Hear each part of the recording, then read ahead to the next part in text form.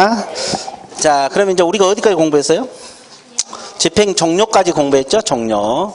그럼 이제 뭘 공부하러 되냐? 집행이 면제된 날로부터 몇 년? 3년. 그러면 집행 면제 사유만 알면 돼요. 이건 이제 면제 사유만 알면 되는데, 자, 집행 면제 사유는 세 가지가 있어요. 자, 재판이 확정된 후에 법이 바뀌었어요. 근데 법이 바뀌었는데 범죄가 되게 바뀌었습니까? 되지 않도록. 그 처음 합니까? 예, 처음 한 거네. 재판이 확정된 후에 법률의 변경에 의해서 범죄를 구성하지 않았다. 그러면 이것은 이제 죄가 되지 않게 바뀌었거든요. 이게 법률 변경인데, 이런 경우는 집행을 면제해줘 버려요. 그러면 면제 받은 날로부터 몇 년? 3년. 그러면 이제 이 가석방하고 비교를 해보세요.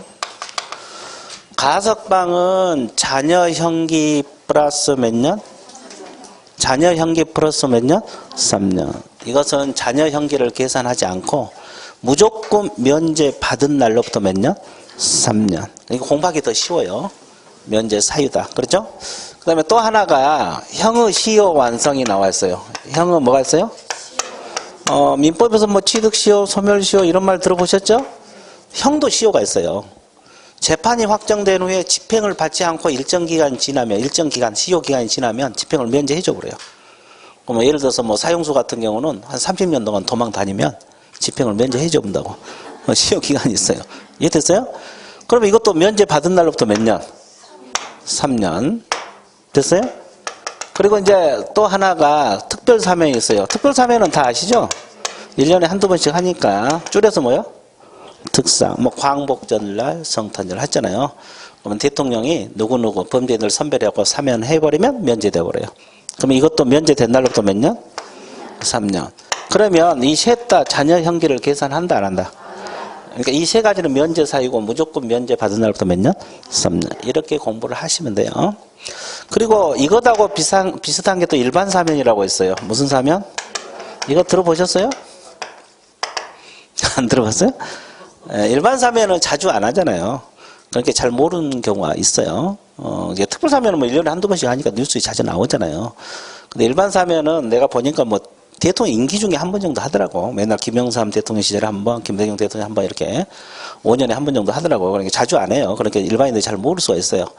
이건 범죄 종류를 지정해서 하는 거예요. 뭐 도로교통법 위반자, 범칙금 벌점 다 없애준다 이런 형식. 자, 그러면 이것은 그게 중요한 게 아니고 3년 기다리냐 안 기다리냐 이게 중요해요. 기다리겠어요? 안 기다리겠어요? 이건 사면 즉시 벗어납니다. 즉시 중개업에 종사할 수 있다 없다? 있다. 그 정도 말하면 돼요. 이제 집행 면제. 자, 몇 줄 거드릴게요. 거기 보면은 집행 면제 나와 있죠? 그 특별 사면이 가장 먼저 나와 있네. 자, 특별 사면은 자, 개념 잡아 드릴게요. 자, 첫째 줄, 두 번째 줄, 세 번째 줄까지 몇 줄 보세요. 세 번째 줄 앞쪽까지. 특별 사면은 특정 범죄인 대해서 형의 집행을 면제시키는 대통령의 조치 이렇게 나와 있죠. 특정 범죄인에 대해서 한다는 거. 그리고 두 번째도 특별 사면일로부터 몇 년? 3년 경과하면 벗어난다. 사면되면 면제가 돼요. 그때부터 몇 년? 3년. 그것만 이쪽 오시고. 그 다음에 이제 밑에 다섯 번째 줄 보면 일반 사면이 나와 있어요. 일반 사면은 일반 사면일로부터 3년이 경과해야 결계사에 벗어나는 게 아니라 언제 벗어난다세요? 즉시 동그라미 쓰세요. 사면 즉시 중개업에 종사할 수가 있다. 이 지문을 알고 있으면 돼요. 여기까지 이해되세요? 예. 자, 오른쪽 페이지. 두 번째 법률 변경 나와 있습니까? 예, 일단 법 조문 한번 봐드릴게요. 재판이 확정된 후 법률이 변경되면 집행이 면제된다. 이렇게 나와 있죠? 그 조문이 정확하게 안 나왔어요. 무조건 면제된 게 아니에요. 법률이 강경이 될 수도 있잖아요. 그러니까 거기 스티프에 좀 추가를 해주세요. 재판이 확정된 후 법률의 변경에 의해서 범죄를 구성하지 아니했다. 자, 범죄를 구성하지 아니했다는 말을 좀 넣어주세요. 재판이 확정된 후에 법률이 변경돼서 범죄를 구성했다 안 했다? 안 했다. 범죄를 구성하지 않게 바뀌었을 때만 면제가 되는 거예요. 이해되셨어요? 예, 범죄를 구성하지 않았다 추가했어요? 예, 자, 법률이 변경되면 그 뒤쪽에다가 범죄를 구성하지 아니하였을 때 집행이 면제됩니다. 자, 그러면 이때부터 몇 년 지나면 벗어난다? 3년. 그래서 두 번째 줄까지 밑줄을 그으시면 돼요. 면제된 날로부터 몇 년? 3년. 나와 있죠? 자, 그 다음에 세 번째 형의 시효 완성이라는 단어 있어요? 첫째 줄 두 번째 밑줄에서 이게 이제 법 조문이거든요. 형의 시효는 형을 선고하는 재판이 확정된 후 집행을 받음이 없이 집행을 받지 않고 일정 기간 경과하면 일정 기간이 이제 시효 기간을 말합니다. 시효 기간이 경과하면 집행이 뭐가 된다? 면제된다. 그랬죠? 자, 그걸 알고 있습니다. 그럼 면제 받은 날로부터 몇 년? 3년. 그렇게 알고 있습니다. 그러니까 이 세 가지는 면제 사유고 면제 받은 날로부터 무조건 몇 년? 3년. 그렇게 공부하면 편해요. 자, 그러면 수영자 첫 번째 끝났어요? 안 끝났어요? 끝났어요. 자, 두 번째 들어갑니다. 수영자 두 번째 법 조문 숙제 하라 그랬죠? 자, 두 번째가 근거 이상의 뭘 받고? 형의 집행유예를 받고 그 유예 기간 중에 있는 자. 그 유예 기간 중에 있는 자. 이렇게 표현을 했어요. 근거 이상의 형은 뭘 받고? 집행유예 받고 유예기간 중인 자. 자, 집행유예 뜻이 뭐예요? 집행을 유예한다. 더 쉽게 보면 집행을 보류시킨다. 더 쉽게 보면 교도소 보낸 것을 보류시킨다 이 말이야. 그럼 교도소 가 안 가? 안 가잖아요. 이게 집행유예요. 그럼 정상 참작해서 형 선고는 들어갑니다. 선고는 들어가되 정상 참작해서 집행을 보류시켜 놓는 걸 말해요. 집행유예. 됐어요? 그럼 이제 우리가 알아둘 것은 그게 중요한 게 아니고 집행유예 개념 몰라도 관계없어. 우리 과목은 공무원 시험이 아니기 때문에 우리는 이거 알면 돼요. 자, 예문을 알고 있는데 공인중개사법 위반을 해서 자, 징역 1년에 집행유예 2년 받았어요. 자, 그러면 결격사유 몇 년이냐? 우리는 이걸 알면 돼요. 자, 우리 중개사법 위반해서 징역 1년에 집행유예 2년 선고받아서 결격사유 몇 년? 몇 년간 중개 못하냐 이 말이야. 찍어봐요. 2년? 6년? 왜 6년이 나옵니까? 징역 1년에 2년에 이게 3년에다가 여기 3년에서 6년 나왔어. 또 반대견해. 예. 3년? 왜 3년? 1년 플러스 2년. 강력히 주장하십니까? 하여튼 강력히는 아니고 하여튼 3년. 언제 왔어요? 언제 왔어요? 지금 왔어요? 2시간 끝나고? 아주 좋았어요. 그래도 열정이 대단해. 예, 1시간이라도 와서 듣는 게 어때요? 그죠? 예, 그죠? 예, 그렇죠. 그래서 결석 안 한다는 게 중요해요. 무슨 일이 있어도 나온다는 거. 옛날에, 야간반 수강생이 꼭 이제 일 때문에 꼭 마지막 1시간 들러 오신 분도 있어요. 2시간은 일 때문에 못 듣고. 그렇다고 결석을 안 해요. 그게 중요하다고. 그 정신이 중요한 거지. 그죠? 그래서 올해는 반드시 하게 할 거예요. 예, 그죠? 자, 그럼 봐보세요. 이것은 우리는 이제 이걸 알면 돼요. 집행유예 개념은 사실 뭐 공무원 준비가 아니니까 몰라도 관계없고. 자, 그러면 이 공인중개사법에서 징역 1년에 집행유예 2년 선고받았죠. 그럼 몇 년간 결격사유냐, 몇 년간 중개 못하냐 이 말인데 그 법조문 그대로 해석하면 돼요. 여기 읽어보세요.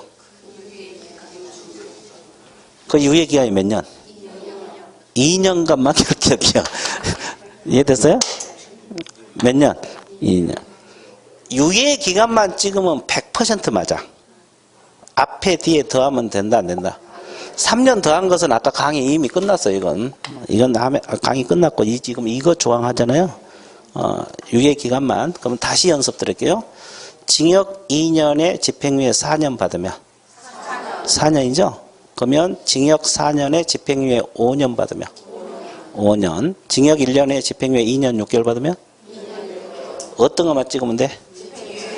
유예기간만 찍으면 100% 맞는다 그랬어요.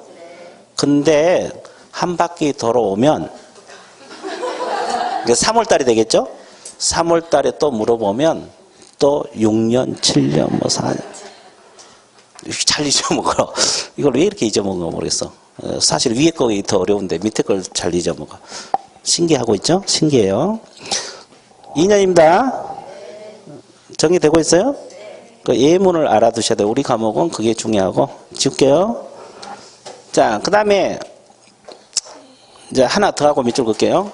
세 번째가 우리 공인중개사법, 이 법이 어느 법? 공인중개사법 위반해서 300만 원 이상 뭘 받고? 벌금형을 선고받고 몇 년? 3년이 경과되지? 아니. 자, 그러면 이 셋 다 중요합니다. 뭐 중개사법 위반도 중요하고 300만 원 중요하고 3년도 중요한데 그 중에서 가장 중요한 거 골라내라. 이 법 위반? 이 셋 중에서 다 중요하지만 가장 중요한 거 이거예요. 이거. 중개사법. 공인중개사법. 우리가 배운 과목이 공인중개사법이잖아요. 그러면 남을 폭행을 해서 300만 원 벌금 받을 수 있죠. 그건 형법이잖아요. 그럼 형법 위반해서 300만 원 벌금 받으면 결격이다 아니다? 아니에요. 그럼 아까 우리 법에서 아까 이중 등록 뭐 이중 소송 못하게 돼 있잖아요. 그거 하다 걸리면 1년 이하정 1천만 원 벌금이거든요. 그런 것 때문에 300만 원 받으면 결격이고 남을 폭행해서 300만 원 벌금 받았다 할지 도로교통법 위반해서 300만 원 벌금 받으면 결격 사유가 아니에요. 중개업은 할 수 있어요. 벌금만 내면 되는 거지. 근데 우리 중개사법 위반해서 300만 원 벌금 받으면 3년간 중개업을 못 한다. 이해되셨어요? 저게 가장 중요하고 또 하나 300만 원 이상 벌금이 떨어져야 돼요. 그러면 우리가 중개업 하다가 잘못했고 100만 원 벌금, 50만 원 벌금 떨어질 수도 있죠? 그러면 결격 사유도 아니다? 아니다. 이게 바뀐 지가 얼마 안 됐어요. 한 3, 4년밖에 안 됐는데 그 전까지는 벌금만 떨어지면 무조건 3년간 결격이었어요. 그럼 우리가 중개업 하다가 잘못했고 50만 원, 100만 원 벌금 받을 수도 있죠. 그럼 3년간 못하면 너무 억울하잖아요. 그런데 이게 조정이 합리적으로 된 거지. 그래서 300만 원 이상 벌금 받았을 때만 결격이다. 그죠? 예. 그리고 몇 년간? 3년간. 아까 벌금은 5만 원 이상이 벌금이니까. 자, 그러면 또 하나 볼게요. 그러면 우리가 또 중개 받아 보면 과태료 300만 원 받을 수 있죠? 중개사법 위반해서. 그러면 결격이다 아니다? 아니에요. 과태료 벌금은 달라요. 과태료는 행정기관에서 부과한 거고 벌금은 법원에서 부과한 거예요. 개념 잡았어요? 형벌입니다. 자, 그래서 이 정도 정리를 할게요. 이게 이제 세 가지가 수형자. 징역 근거도 형벌이고 벌금도 형벌이죠. 그래서 합해서 수형자 이렇게 표현해요. 세 가지 묶어서. 자, 밑줄 그어드릴게요. 자, 동그라미 2번을 보시게 되면 뭐가 나왔어요? 근거 이상의 형의 집행유예를 받고 유예기간 중에 있는 자 나와 있습니까? 자, 기억 세 줄만 몇 적으세요. 기억 세 줄. 근거 이상의 형의 집행유예는 근거형이나 징역형의 집행유예를 말한다. 자, 중개사법뿐만 아니라 다른 법률 이게 중요하네. 다른 법 위반 집행유예도 결격 사유다. 이 지문. 자, 그러면 징역 근거는 이 징역 근거는 우리 중개사법 위반해서 징역 근거를 받든 남을 폭행해서 징역 벌금을 받든 다 결격이에요. 이해됐어요? 1번하고 2번은 다른 법 위반해도 결격이다. 됐습니까? 예, 이거 중요하고 그 다음에 나머지는 놔놓고 그리고 니은의 두 번째 후단 따라서 밑줄 그어보세요. 따라서 집행유예 기간 동안 결격 사유에 해당되고 집행유예 기간이 경과되면 즉시 결격 사유에서 뭐가 된다? 언제 벗어난다? 즉시 벗어난다. 거기까지. 체크하셨어요? 그 다음에 3번 중개사법 위반하여 300만 원 이상 벌금형을 선고받고 몇 년이 경과되지 아니한 자? 3년. 그럼 여기서 가장 중요한 게 어느 법? 이 법. 첫째 질문 중. 이 법 위반은 어느 법을 의미한다? 공인중개사법을 의미한다. 거기 밑줄 그시고 자, TP에 넘어가세요. 자, 벌금 액수는 얼마 이해야 된다 했어요? 300만 원 이상. 니은 첫째 줄을 밑줄 그으세요. 그래서 300만 원 미만은 결격 사유가 되지 않는다. 그 지문까지 몇 줄 거시고, 자, 디귿 리을은 나눠서요. 서서히 하기를 하고. 자, 미음 몇 줄 거세요. 미음. 자, 과태료 처분은 결격 사유다, 아니다? 아니라 했어요. 과태료 300만 원은 결격 사유가 아닙니다. 과태료 300만 원 결격 사유가 아니에요. 자, 여기까지 정리되고 있어요. 자, 그러면 우리가 수용자 세 가지. 일단 법 조문 숙지해야 되고, 이걸 알고 있어야 돼요. 끝났어요? 안 끝났어요? 끝났어요. 그럼 이제 뭘 공부하러 떠나야 돼? 이 법 위반해서 뭘 받은 자? 행정처분을 받은 자. 자, 어느 법 위반해서? 이 법 위반해서 행정처분을 받은 자. 이렇게 나와 있죠? 자, 이게 공인중개사법을 말합니다. 자, 이것은 여러분들이 이제 이 법 위반은 양가로 3번 내용이죠. 양가로 3번부터 이제 끝허리까지 아니고 92페이지까지 내용인데, 자, 칠판을 봐주세요. 어떻게 벌었어요? 자연스럽게. 편하게 가요, 자연스럽게. 아, 그것도 틀리면 어떡해. 그죠? 해줬어요. 자연스럽게 봐주세요. 자, 뭐, 에스퀴모인 것 같아요. 왜 이불을 둘러쓰고 있어요? 자, 하여튼. 자, 그러면 여기서 봐보세요. 자, 첫 번째가 중개사법 위반해서 공인중개사 자격이 취소되면 몇 년간? 3년간 중개업 못한다고 했죠? 이 결격입니다. 근데 아까 우리가 배울 때 이 자격 취소는 누구에게 부과돼요? 공인? 중개사. 자격증 있는 사람은 다 자격 취소됩니다. 소공도 자격 취소될 수 있고 개공도 될 수 있고, 됐죠? 그럼 이 3년간 결격이니까 중개업을 못해요. 그런데 아까 우리가 시험 봐서 자격 취득할 수 있다 그랬어요? 없다 그랬어요? 아까 시험 봐서 자격을 취득할 수 있냐 없냐 배웠죠? 첫째 시간에. 벌써 잊어먹으면 어떡해? 없어. 대답을 안 하신 분이 지금 많잖아요, 지금. 시험 못 본다 그랬어요? 아까 부정행위자하고 자격취소 3년 두 가지 했잖아요. 시험도 못 보고 중개업도 못 해. 그죠? 그러니까 자격 취소되고 3년은 결격입니다. 이거 결격사니까 중개업을 못 하는 거예요. 그 유일하게 시험 못 보는 게 이거예요. 자격 취소. 이 중에서, 결격사유 중에서. 됐어요? 자, 이거 알아두시면 되겠고. 그 다음에 또 하나. 자격 정지 처분을 받고 자격 정지 기간 중에 있는 자가 있어요. 자격 정지 기간 중에 있는 자. 그러면 자격 정지는 누구에게만 부과되겠어요? 이 자격 정지 제도는 한 바퀴 도신 분은 알 건데, 기초 한 바퀴 도신 분?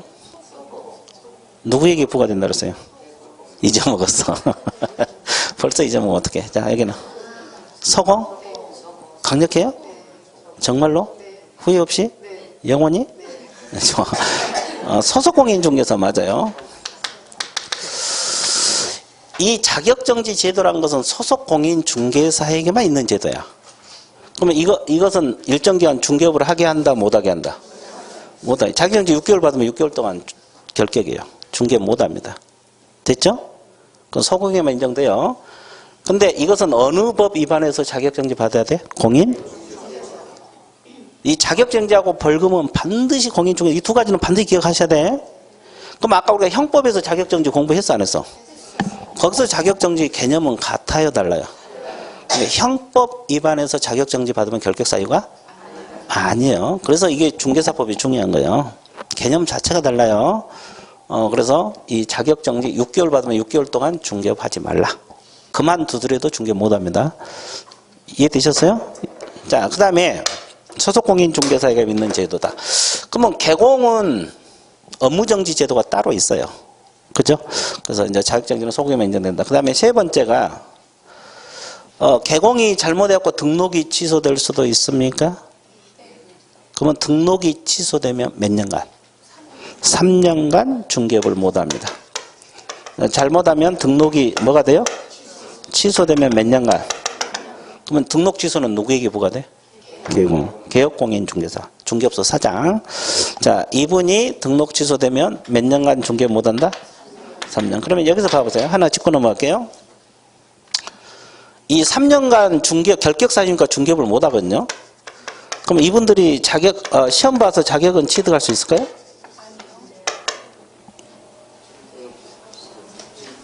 등록 취소되고 3년 동안 시험 봐서 자격증을 취득할 수 있냐? 없어?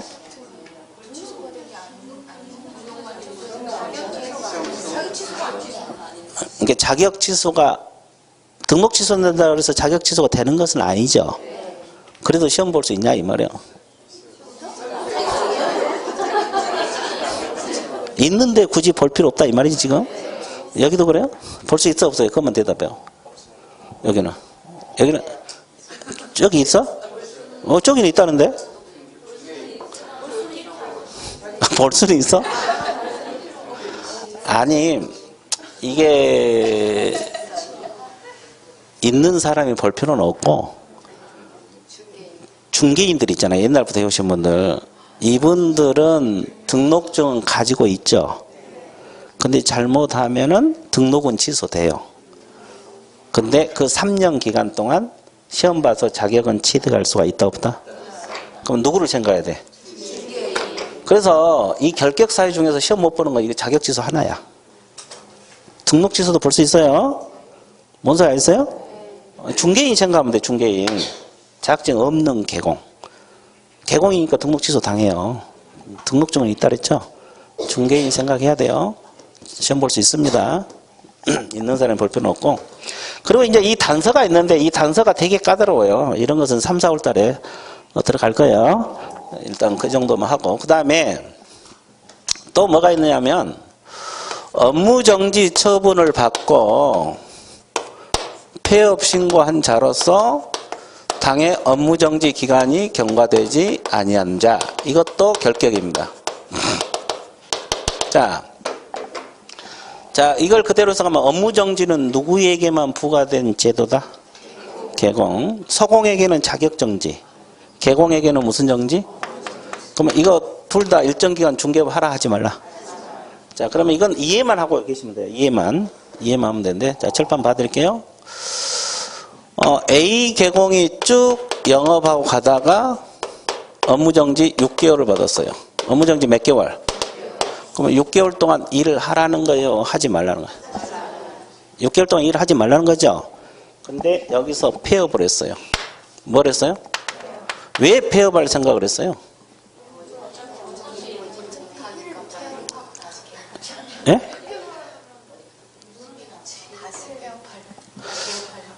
다시 개업하려고?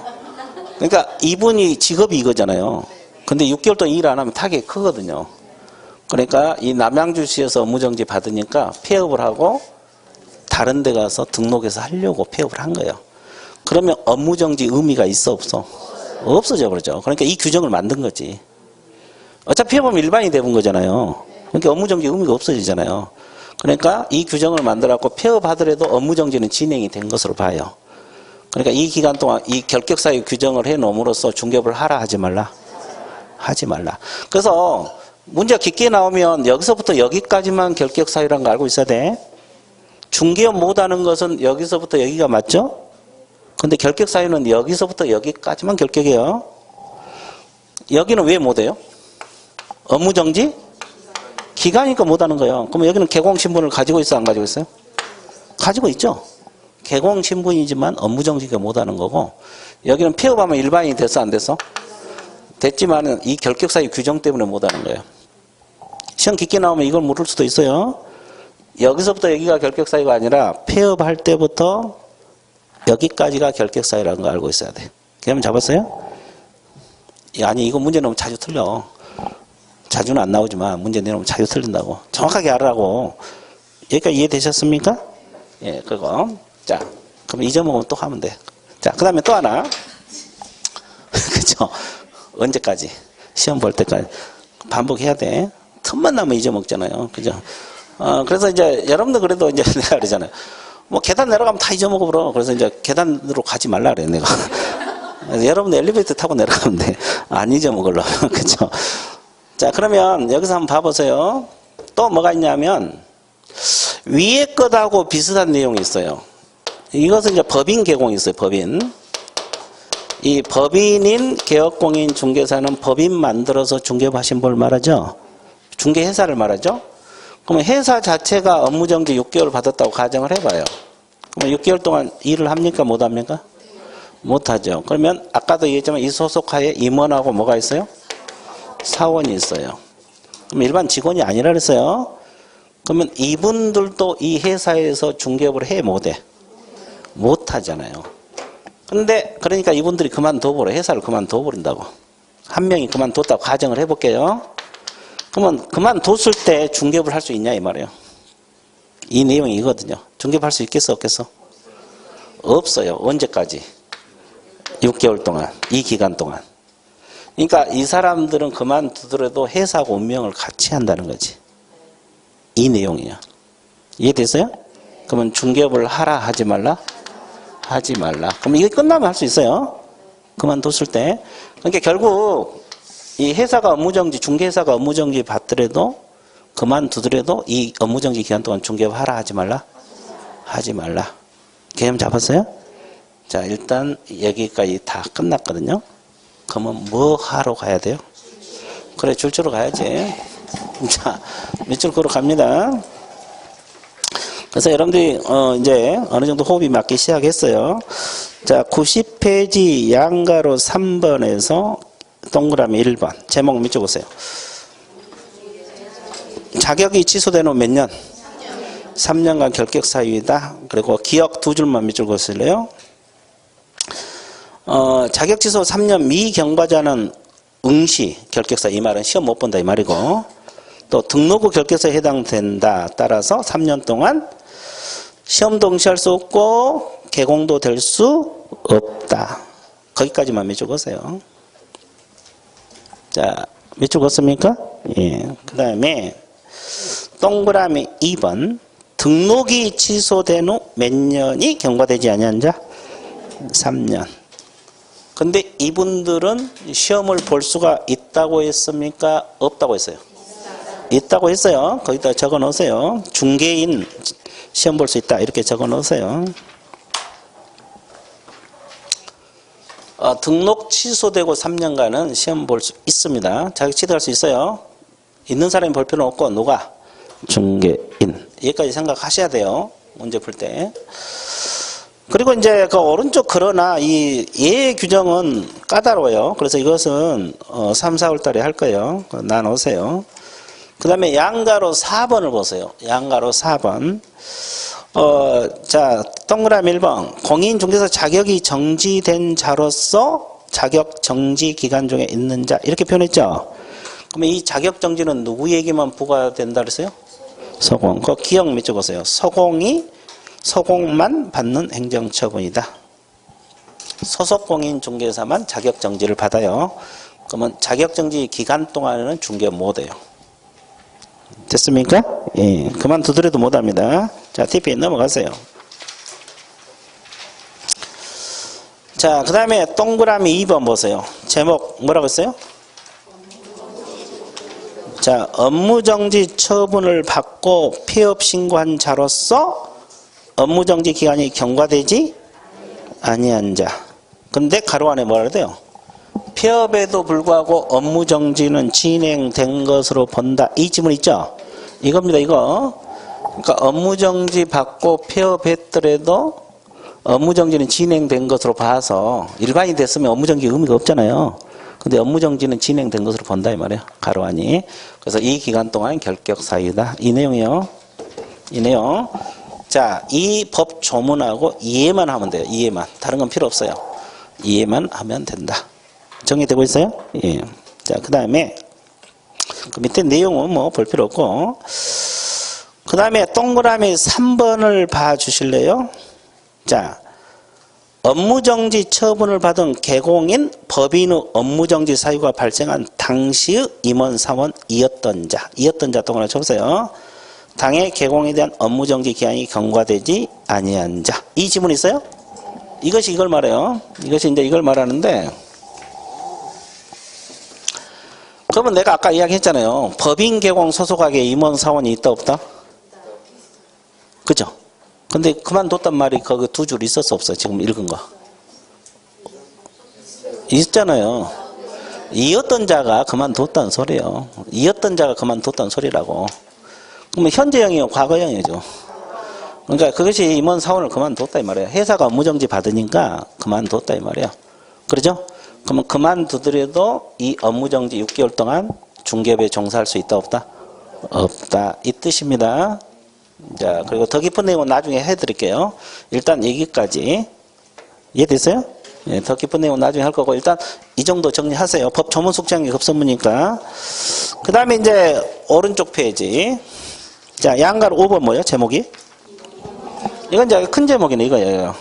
이건데 임원 사원 한 명이라도 결격사유 있으면 등록이 될까요? 안 될까요? 안 돼요. 그럼 어떻게 교체하든지 빼라고 했죠? 그죠? 그 다음에 아까도 공부했지만 임원 사원 한 명이라도 중개업하는 도중에 발생할 수 있죠. 그럼 몇 개월 이내 해소시켜라. 안 하면 등록이 취소된다. 그거 아까 이야기했어요. 그래서 이제 거기 자, 양가로 5번 첫째 줄 적으세요. 법인 자체 결격사 있어도 결격사이고 임원사원 한 명이라도 결격사 있으면 결격이다. 이게 등록이 안 된다는 소리예요.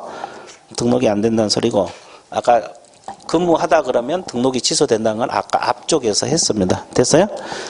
자, 그래서 이 결격사유 파트가 수험생들이 어렵게 느껴요. 왜냐하면 저 뒤에 있는 내용하고 이렇게 혼합해서 문제가 출제되면 어렵습니다. 그러니까 이게 나중에 이제 문제풀이도 연습을 하셔야 되고 이렇게 하시면 돼요. 어려운 거 없어요. 자, 끝났어요. 끝났죠? 그러면 더 깊은 내용은 이제 나중에 하기로 하고 일단 이 정도 정리할게요. 자, 그 다음에 이제 뒷페이지 넘겨보면 이제 뭐가 나와 있느냐. 뒷페이지 넘어가 보세요. 기타 등록사항에서 거기 1번 뭐가 나왔어요? 종별 변경. 이 종별 변경 한번 봐드릴게요. 이 종별 변경이 이것도 수험생들 좀 내용은 많지 않은데 좀 까다롭게 느끼는 파트 중에 하나예요. 자, 봐볼게요. 종별이란 뜻이 뭐라 그랬어요? 아까 내가? 종별이란 말이 뭐예요? 종류. 무슨 종류? 개공 종류. 개업공인 중에서 종류. 그럼 변경한단 말은 종류를 바꾼다. 가능하겠어요? 자, 한번 봐드릴게요. 법인인 개업공인 중개사. 법인 만들어서 하는 거 있죠? 공인중개사인 개업공인 중개사. 개인적으로 한 거죠? 옛날부터 해오신 분들이 누구예요? 중개인. 부칙 6조 2항. 자, 개공 종류가 몇 가지? 종류를 바꾼다 이 말이에요. 가능해요? 자, 봐보세요. 공인중개사인 개공이 법인으로 하고 싶다. 1번. 가능해요? 그럼 법인 하다가 임원들하고 이게 안 맞아. 그래서 다시 개인 혼자 해야 되겠다. 이렇게 가능하겠어요? 바꿀 수 있어요. 그러면 1번하고 2번은 원리는 똑같아요. 1번만 생각해 보세요. 1번만. 이렇게 종류를 바꾼다. 그럼 이제 우리는 뭘 공부하느냐. 이 개인으로 하다가 법인으로 바뀔 때 법인으로 새로 등록을 해야 되느냐. 아니면 이 공인중개사인 개공 등록증의 기재사항만 바꿔서 법인으로 재발급 받으면 되느냐. 이제 이런 걸 공부하는 거예요. 그럼 법인으로 새로 등록을 해야 될까? 재발급 받으면 될 것 같아요. 새로 등록해야 될 것 같아요? 법인으로? 예, 그렇습니다. 새로 등록을 해야 돼요. 등록 신청서를 다시 제출해요. 그러면 1번만 보라 그랬어요. 원리는 똑같으니까. 그럼 법인 등록증이 나와요, 안 나와요? 나오겠죠.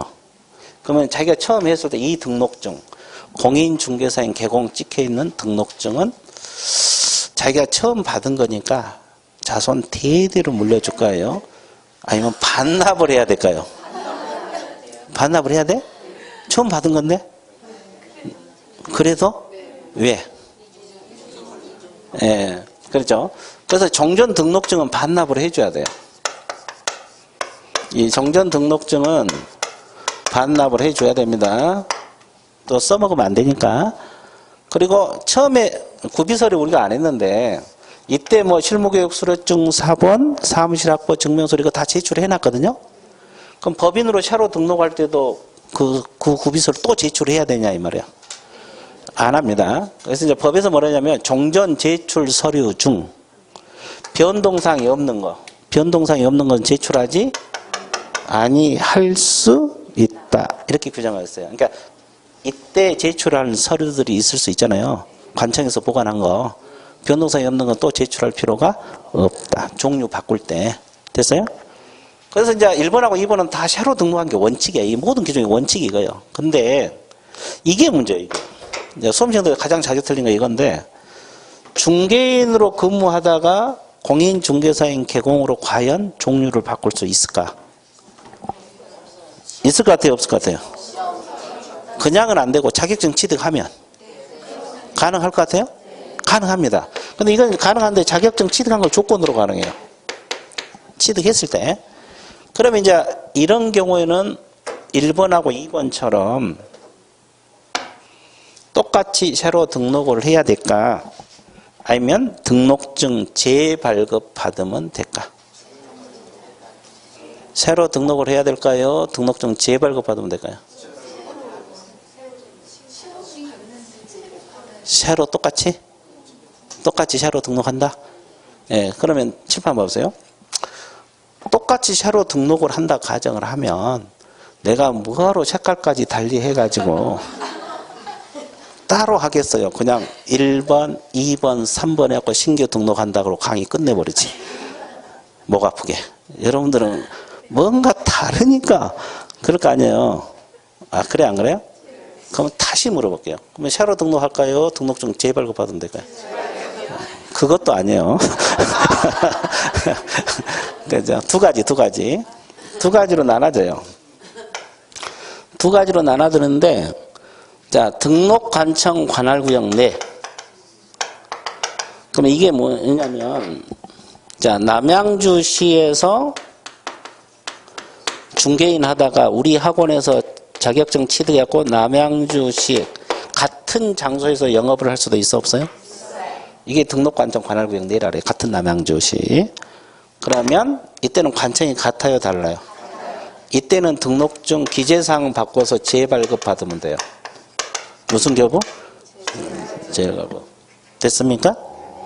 그러면 재발급 할 때도 중개인 등록증 반납할까요? 중개인 등록증? 종전 등록증?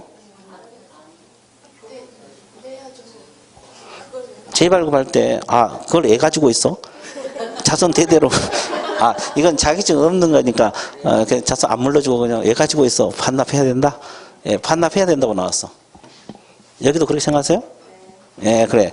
똑같이 이것도 종전 등록증 반납이야. 예, 중개인 등록증 반납해야 돼요. 중개인들은 옛날부터 해오신 분들이거든요. 자격증은 없지만 등록증은 가지고 있어요. 그러면 종전 등록증 반납. 똑같죠? 그리고 이제 변경사항 증명서로 있으면 제출을 하게 돼 있어요. 예, 그죠? 뭐 예를 들어 사무소를 옮기면서 바꿀 수도 있잖아요. 그러면 변경사항 증명서로 제출하고. 자, 근데 밖으로 갈 수도 있죠? 남양주에서 중개인 하다가 자격 취득한 기념으로 서울 강남으로 진출할 수도 있어 없어? 이게 밖으로 가는 거예요. 그럼 이건 어떻게 해야 돼요? 이거 똑같아요. 이거 신규 등록이야. 이게 원칙이 새로 등록하는 거예요. 이것만 재발급이에요.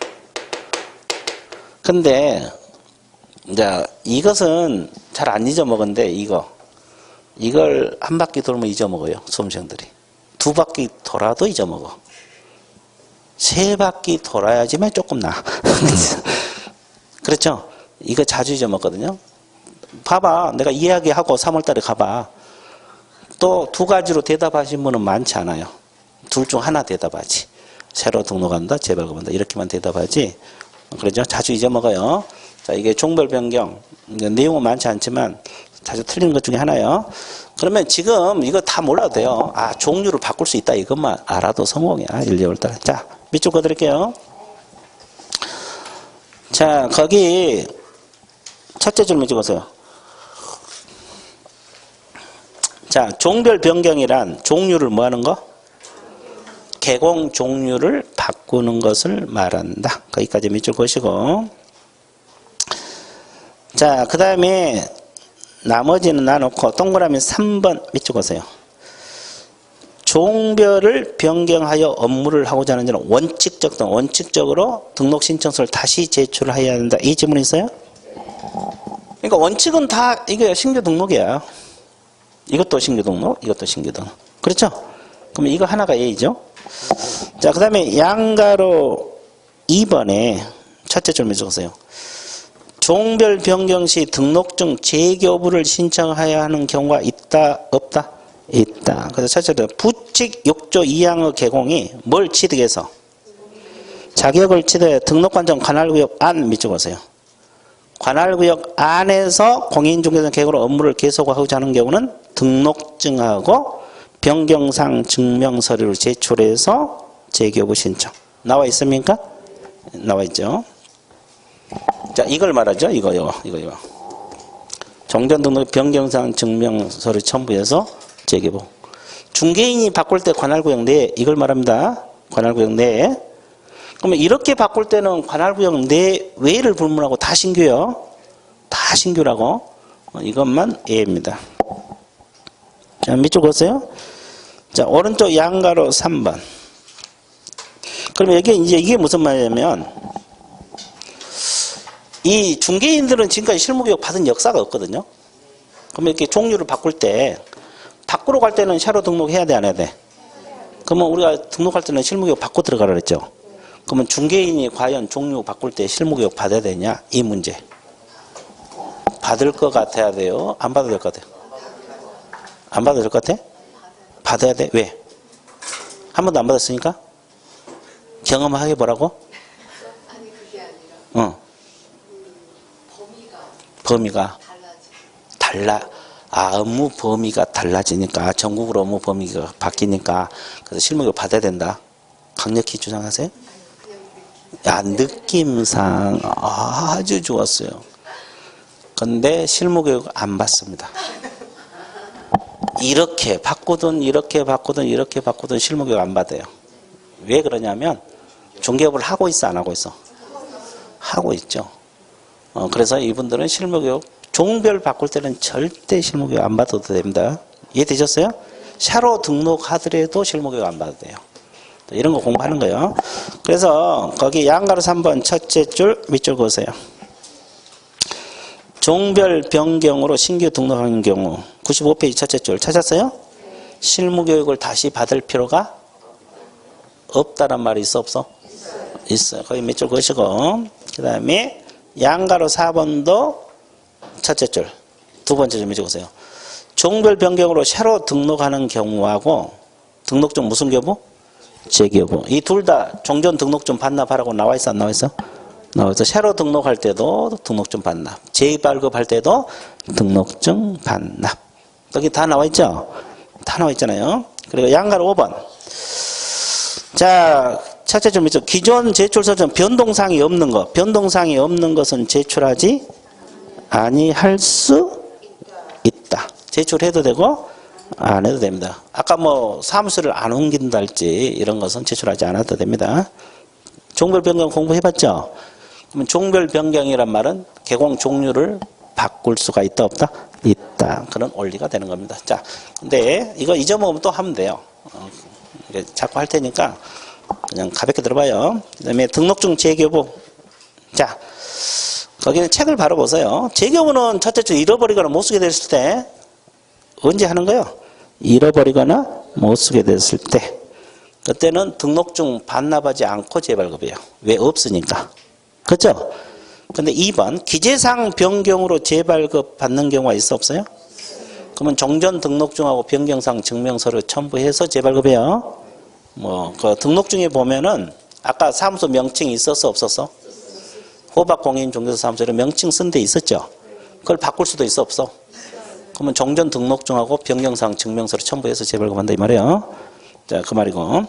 그리고 3번은 방금 했죠. 부칙 6조 2항의 개공, 즉 중개인이 관할구역 안에서 바꿀 수도 있어, 없어요?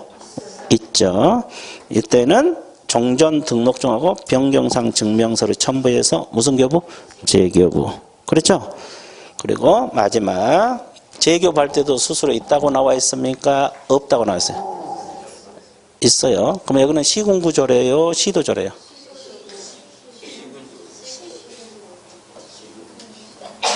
아까 내가 생각하라 그랬잖아요. 시도요, 시군구요?